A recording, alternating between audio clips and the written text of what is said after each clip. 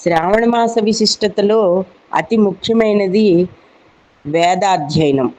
మరి పురుషులు, అలాగే పండితులు, వేద పండితులు దేవాలయాల్లోనూ, అనేక మంది వారి గృహాల్లోనూ కూడా వేదాధ్యయనం చేస్తూ ఉంటారు.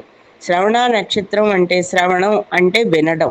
అది ఈ వేదాలన్నింటినీ పారాయణ చేసేటప్పుడు వినుట వలన చాలా రకాలైన సత్ఫలితాలు మనకి లభిస్తాయి.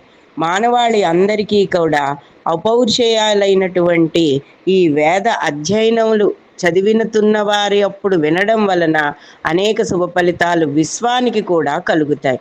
అసలే ఈ విశ్వావసునామ సంవత్సరంలో మనకి విశ్వమంతా కూడా కొంత ప్రకృతి సంబంధమైన ఇబ్బందులను మనం ఎదుర్కొంటున్నాం.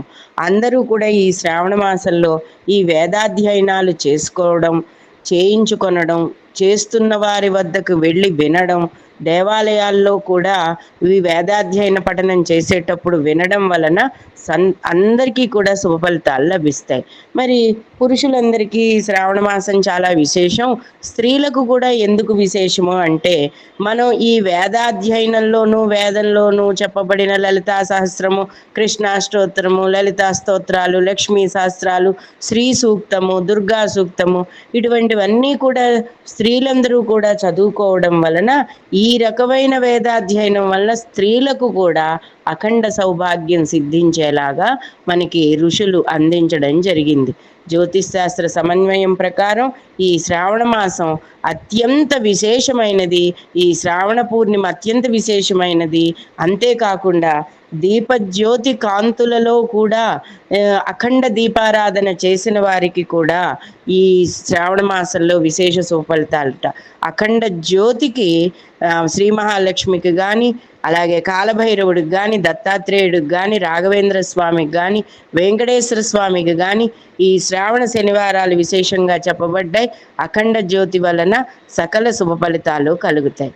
ప్రతినిత్యం పండుగే, ప్రతినిత్యం వేదమే, ప్రతినిత్యం వేదాధ్యయనమే.